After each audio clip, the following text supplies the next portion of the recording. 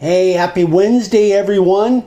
It is, things are getting a little cooler out here. It is not true winter time yet, but it's down in the 70s, during the days. So anyway, I want to do a video today. I hope you guys are all okay out there, staying safe and healthy, and things are going good. It's ramp up to Christmas time. Now's the time to get your signs in front of as many. I'm going to keep harping on that, guys, because it really is important. If you want sales for Christmas, now's the time. Oh gosh, I keep hitting that microphone. Sorry about that, guys. Move it over.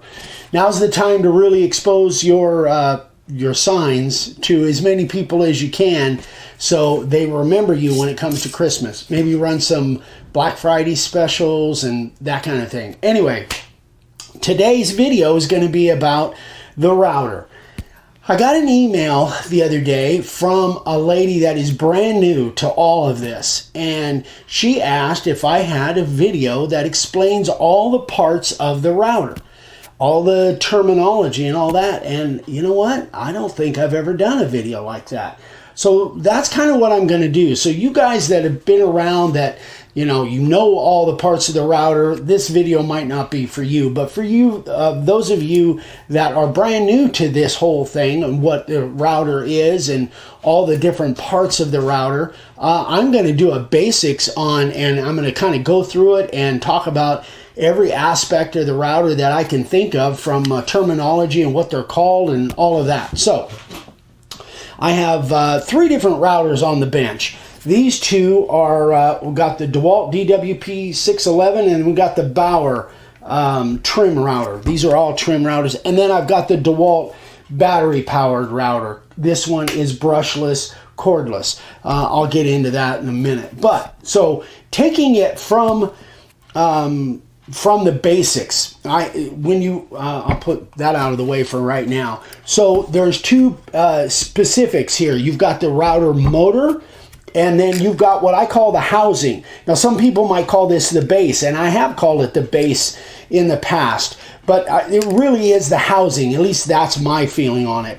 Now, this our routers are all modified. This is opened up in the back, and I put a bit different base plate on. But that I don't want to talk about that. I just want you to know, in case you're seeing this for the first time, seeing our videos, this is all closed in when you get it. I open it up. I've got videos on that. If you have any questions, you can email me. And this is our base plate, our custom base plate on here. But anyway, so you've got the motor, and you've got the housing. Now on the housing, depending on what kind you have, this is what I call a cam lock. I don't know if that's the correct terminology for it or not, but this is what I call the cam lock. And what happens is when you depress this and the motor is in there, this little tab gets pushed in, and that's what holds it tight against the router motor. So I'm just kind of going over some mechanicals on this thing. I've also added some little fairy lights on here. Again, that's not a stock item. That's just something that I added for light, and I've got a lot of reasons for that. But that's pretty much, you've also got a couple pins in here. I need something to point with that's not my fat sausage fingers. So you got some pins in there that ride in a groove on the motor. They ride in this groove. Now, the cool thing about the DeWalt router is you can put the housing on 2 different ways. So I'm going to actually put the housing on the motor right now. And then what happens is when you do that, when you get it to that part right there, it engages with this ring, which is the depth adjustment. And these little clips kind of hold the housing to that ring, or hold the ring to the housing, however you want to do it. But the cool thing about the DeWalt, one of the things that I like the most, and I've mentioned this before, is that it is reversible. You can turn it around and turn it the other way if you want to, because it's got those pins. With the Bauer and most other routers, you can only put the housing on one way, because you have this rack and pinion system. This is what we call the rack and pinion system on the housing. And again, this is a little bit different holding mechanism, but in essence, it's not that much different. This just closes that and clamps down on the motor. That's what holds it in place. So it doesn't have that little tab like the DeWalt. So, and again, this is modified. Open in the back, got the base plate on it. So I think that's all I can really think of as far as the housing goes. That's pretty much it for the housing. So let's go over some parts of the motor. I made some different notes here.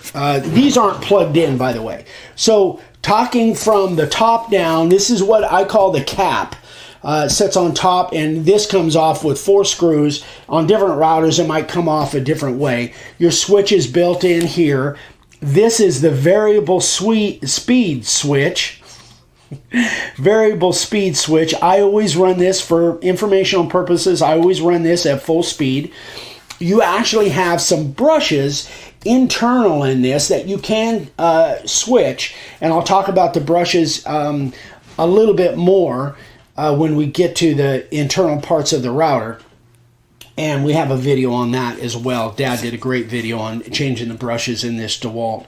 So as you come down, this again is the ring that adjusts the depth. Again, that's different on different routers, but on this one it's the rack and pinion. On this one it's the ring. And these are the grooves that those pins inside that housing ride in. So as we come down, now we come to parts that are really important. And this is the collet nut. So this is the collet nut and the collet. So as you can see, it's all one piece. Well, it's not really, but there's a retainer in there that holds this collet as part of the nut, so it comes off together. That isn't always the case. This is if you have a different router, for instance, this Bauer, you have the collet nut, but the collet is separate. It's not attached to the nut. Now I'll talk about how this actually works when it comes to holding the router bed, how that works. I'll talk about that here in a little bit. But one thing that is common with these, there's a lot that's common, is this shaft lock. So this is the shaft lock, and as that armature turns back behind here, there's a hole in that armature. This is the armature that goes from here clear to the other end of the router, and there's some bearings up here, there's some bearings inside here. That's not something you really need to know unless you're going to tear this thing apart, which is probably not. In fact, I don't even really tear them apart anymore. They're almost just throwaway items. They last long enough, they're disposable, or you can have a service center, a DeWalt service center, work on them for you. But anyway, so that's a shaft lock. That there's a hole in the armature. This engages that. You can see it doesn't push in until it hits that part where the hole is. This one is much more visible because the shaft lock hole is outside the bearing in the housing, so you can see that engaged. You see there, and that's what you want to have in order to loosen and tighten those nuts, the collet nut. Now, some routers also have like this Bauer also has a notch here where you can, if this goes bad, which sometimes they do, you can use a double wrench setup. So you can have a wrench sitting here, and then you can loosen and tighten, and you can get it much tighter that way. But it's not really necessary unless something happens on your shaft lock, unless you're making a big heavy cut with a big router, like a router bit, like maybe a spiral upcut, and you really need extra tightening force on that collet. Now, what else did I have? So so the armature again runs the full length here, and then on the top of the armature you have what's called brushes, and now that is on these two routers. On the battery power, it's called brushless. Now, again, there's two different systems here. The brushes are all encased inside that cap, so you have to take that cap off, and again, we have a video to show you how to change those brushes. But on some routers, some less expensive routers, seems to be kind of the case for what I've found. You have this little cap, and you have one on either side. You have two brushes per router. I'll just set that up there. And then this pops out of there. This is a spring-loaded what they call brush. It's made out of carbon, and it rides on the top of the armature, something that's called the commutator, and it like makes the electrical connection complete. If this is not, like, I could turn it on right now and it wouldn't go on because this brush isn't making the connection from one side to the other. And there, I'm not an electrician or an electrical engineer or anything like that. I just know without brushes, and when these brushes go bad, yeah, that should go back in there. It will eventually. When these brushes go bad, you need to replace them. So what happens is these things wear down, and sometimes this will just be a really tiny nub, and then you need to get it replaced, or you need to replace the brushes, or have somebody do it for you. Wow, that is really bugging me. All right, you guys, I'm going to get this back in here. When you take brushes out of a router, if you're going to put the same brush back in, wow. So this is not wanting to go back in there. Okay. All right. I'm going to leave it out right now because I don't want to waste time. But trust me, when it came out of there, it'll go back in. Now this is really driving me nuts. Why won't that thing go back in there? I guess I'm shaking because I'm nervous about being on camera, because I don't do this very often. Anyway, all right. We'll do that later. So that's the brushes, and there are brushes inside this one, but you got to take the cap off to get to it. On the cordless routers, they are brushless, so you don't have to mess with that at all. All right, so I'm going to set that aside. What am I missing now? So I talked about the variable speed. I talked about the collet and the nut.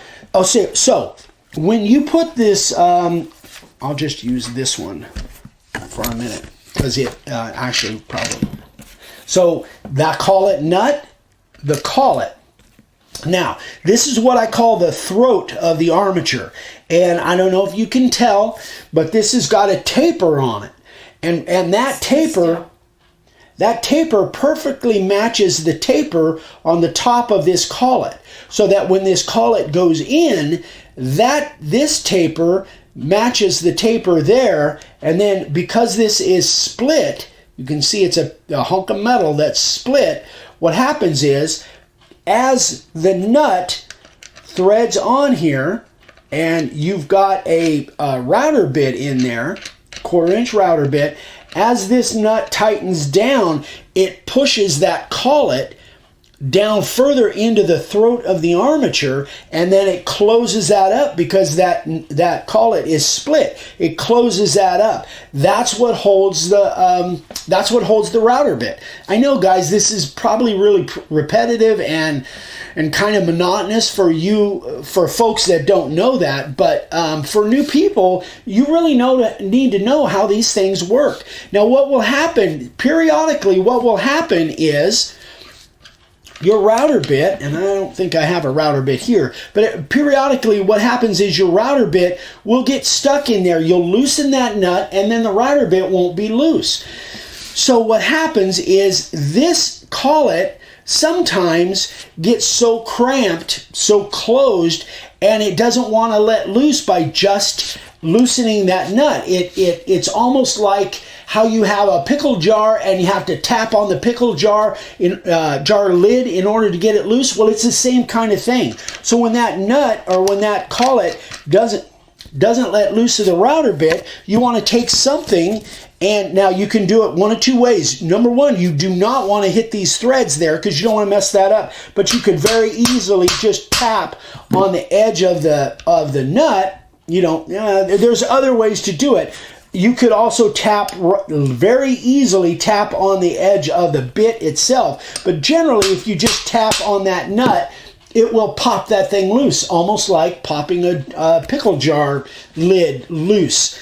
The other thing is, there are some collets that, let me see, is this one? I can't remember if this one. There are some collets that when you loosen this nut, and the bit doesn't come loose, keep unturning it. Keep loosening it more because it might have a double, what they call like a double lock. So, and that is for safety reasons. You might have to loosen it 3 or 4 turns, and then it gets tight again, and you have to loosen it again. I don't think one of these routers does that, but that's something that is that you need to know about. If you have a router that has that double lock system in it, you have to loosen that nut first and then keep going 3 or 4 turns until it tightens up again and loosen it again. Then it will pop that router bit out of there. So that is that. Yeah, some of these routers, this one does not, but this one has LED lights in it. So when you turn it on, you have LED lights. Now, that's not a big deal for me. I really don't care because I do the auxiliary lighting anyway. I add my own fairy lights, and again, I've got videos on that. Always when you're working on these guys, you always want to unplug them. You don't want to mess with any accidents. Let's see. So with the battery powered one, you just pop the battery off. It comes off very easily, obviously. And then you just, put the other battery. I'm becoming more and more of a fan of the battery powered cordless routers. They're pretty terrific, actually. I own 3 of them, and I love them all. You the basics of the parts of these things. So you've got that's the other thing. Now I remembered. Now some of you may have what's called a plunge base. I was going to grab one, but some routers you buy as a kit and it has a fixed base. This is fixed base. This is a fixed base, but a plunge base has mechanisms on the outside that make it spring loaded, and there's nothing wrong with that. I just don't prefer them as far as carving signs with them. They're too big and bulky, and our base plates aren't made to go on a plunge base.